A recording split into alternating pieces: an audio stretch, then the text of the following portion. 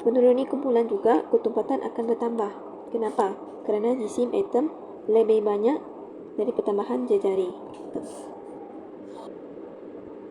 Kita tengok dekat periodic table. Kumpulan 1. Dapat tengok dekat sini. Dia punya jisim semakin bertambah apabila menuruni kumpulan. Maka ketumpatan pun akan semakin bertambah. Kerana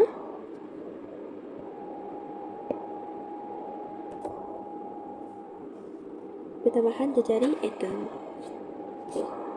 Next adalah keelektropositifan unsur bertambah.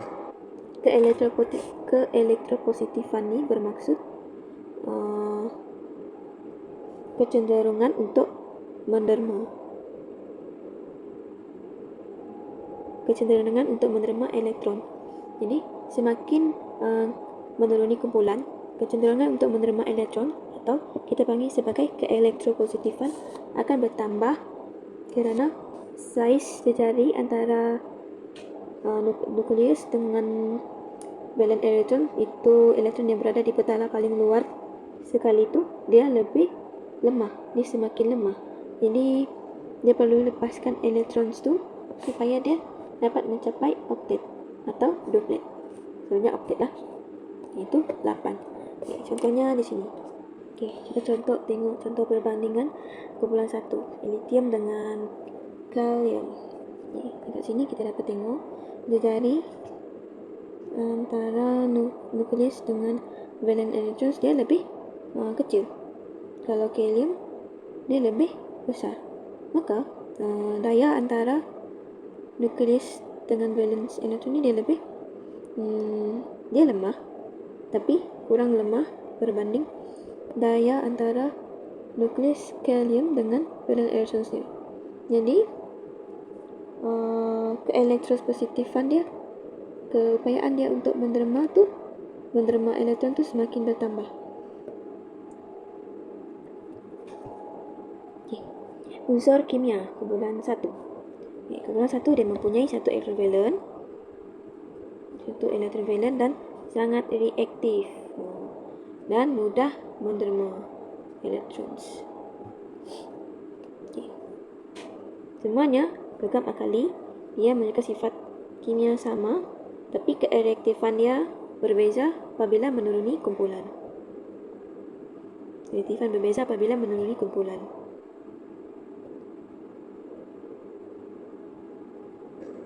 Okay, di sebelah sini tenaga pengayunan semakin berkurang menuruni kumpulan kerana saiz atom jejari semakin bertambah. Kumpulan elektron valen menjadi jauh dari nukleus. Jadi daya tarikan antara elektron valen dengan nukleus semakin lemah. Elektron mudah dilepaskan. Maksudnya di sini tenaga pengayunan ni, tenaga untuk dia memegang elektron valen tu semakin berkurang apabila menuruni kumpulan. Jadi elektron dia jadi mudah untuk dilepaskan untuk diterima kepada unsur lain, supaya unsur tersebut dia dapat mencapai oktet. Contohnya di sini, tenaga pengayunan kalium dia semakin lemah. Jadi sangatlah mudah untuk elektron valen dekat luar ni dilepaskan. Apabila sudah dilepaskan, nanti dia akan menjadi unsur yang baru dan jadi dia akan menjadi oktet lah, itu stabil. Itu sebab dia menerima elektron. Okey. Disebabkan kumpulan 1 menerima elektron valen, melepaskan elektron valen, maka logam alkali ini merupakan ejen penurunan yang baik. Maksudnya di sini semakin dia menuruni kumpulan, unsur tu dia semakin tak sabar dia nak hilangkan elektron yang satu tu. Dia sangat mudah untuk dia melepaskan elektron tersebut. Okey. Unsur kumpulan 1 dia ada 3 jenis tindak balas, iaitu dengan air, gas oksigen dan klorin. Okey, untuk logam alkali tambah air, bila dia tindak balas dengan air, dia akan menghasilkan logam hidroksida dan hidrogen. Apabila logam alkali bertindak balas dengan oksigen, dia akan menghasilkan logam oksida. Logam alkali bertindak balas dengan klorin, dia akan menghasilkan logam klorin. Perubahan kereaktifan untuk unsur kumpul 1 menuruni kumpulan. Bila menuruni kumpulan, kereaktifan logam alkali dia semakin bertambah. Okay? Kerana bilangan petala terisi elektron bertambah. Kita dapat tengok di sini. Maka saiz dia semakin bertambah. Jejari semakin bertambah. Jejari pun semakin bertambah.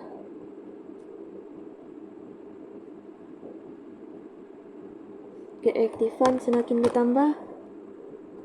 Saiz semakin bertambah. Bilangan petala pun bertambah. Okay. Apabila jarak nukleus dengan valence elektron semakin jauh, daya dia akan semakin lemah. Daya tarikan dia akan semakin lemah, mudah untuk dilepaskan. Okay. Kereaktifan logam di sini bermaksud keupayaan unsur itu bertindak balas dengan bahan lain seperti air, gas, oksigen dan klorin. Dengan cara melepaskan elektron. Bertindak balas dengan air, gas, oksigen dan klorin. Semakin menuruni kumpulan akan menjadi semakin reaktif. Maksudnya dekat sini francium lebih reaktif berbanding lithium. Okay. Lithium ni dia apabila bertindak balas dengan air, dia sangat perlahan. Okay. Kalau dengan natrium pula, dia menjadi semakin kereaktifan dia semakin bertambah. Jadi apabila dia bertindak balas dengan air, natrium ni dia akan bergerak pantas. Dia akan bergerak pantas di atas permukaan air. Untuk helium pula, apabila dia bertindak balas dengan air, dia akan jadi cergas dan mengeluarkan api. Jadi dekat sini dapat kita tengok bahawa kereaktifan potasium ataupun helium dalam bahasa Melayu dia lebih reaktif berbanding lithium. Iridium, cesium, francium dicangka bertindak balas lebih cergas dengan air, gas oksigen dan unsur halogen. Ini juga lembut, berkilat, takat lembut, takat didih yang rendah. Kenapa dia mempunyai takat didih lembut yang rendah? Kerana daya tarikan dia lemah.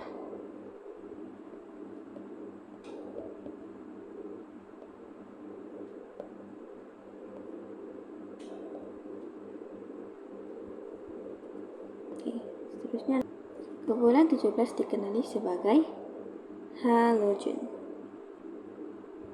Unsur yang terdapat dalam kumpulan halogen ini adalah fluorine, chlorine, bromine, iodine, astatine. Bunyi dia banyak in dekat ujung. Jadi kalau kita jumpa unsur yang ada bunyi seperti ini, dia adalah dari kumpulan 17, itu halogens. Halogen ni dia bukan logam dan wujud sebagai dui atom. Molekul dui atom pada keadaan bilik. Dalam kehidupan harian, klorin digunakan sebagai peluntur dan membasmi kuman. Iodin ni pula sebagai disinfektan untuk kita cuci luka. Okey, sifat fizik setiap unsur dalam kumpulan 17 ni dia tak sama. Untuk fluorine dia wujud dalam keadaan gas. Untuk chlorine pun gas. Fluorine dengan chlorine wujud sebagai gas. Bromine wujud sebagai cecair iodin dan asetin wujud sebagai pepecah. Ini senang nak ingat. Fluorine, klorin, gas. Bromin, cecair. Bromin saja yang cecair. Iodin, asetin pula pepecah. Maksudnya di sini sifat fizik dia daripada gas kepada pepecah. Semakin dia menuruni kumpulan, semakin dia menjadi pepecah. Warna pula untuk fluorine kuning muda, untuk klorin kuning kehijauan, untuk bromin merah kemerahan, untuk iodin hitam keunguan, untuk asetin pula hitam. Semakin menuruni kumpulan 17, warna dia akan menjadi semakin pekat. Warna semakin pekat.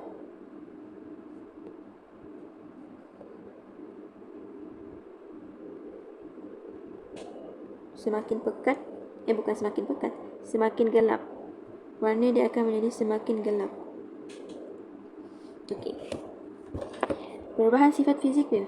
Saiz atom atau jejari. Kalau sifat fizik yang kita perlu tahu adalah kalau sifat fizik pertama sekali saiz, jejari, takat leba, takat didih, lepas tu keelektropositifan, iaitu kecenderungan untuk keupayaan untuk menderma elektron. Saiz atom bertambah. Bilangan elektron, bilangan petala berisi elektron semakin bertambah. Banyak petala berisi elektron, semakin besar atom itu. Yang ini sama saja dengan unsur-unsur dari kumpulan 1 dan 18 tadi. Untuk takat lebur dan takat didih pun bertambah. Kenapa? Kerana saiz atom, jejari atom bertambah apabila menuruni kumpulan. Apabila dia makin bertambah, dari daya tarikan molekul semakin kuat. Oleh sebab itu, tenaga haba diperlukan mengatasi daya tarikan ini bertambah. Dia perlu banyak tenaga haba dalam proses peleburan dan pendidihan. Sebab tu takat lebur dan takat didih bertambah.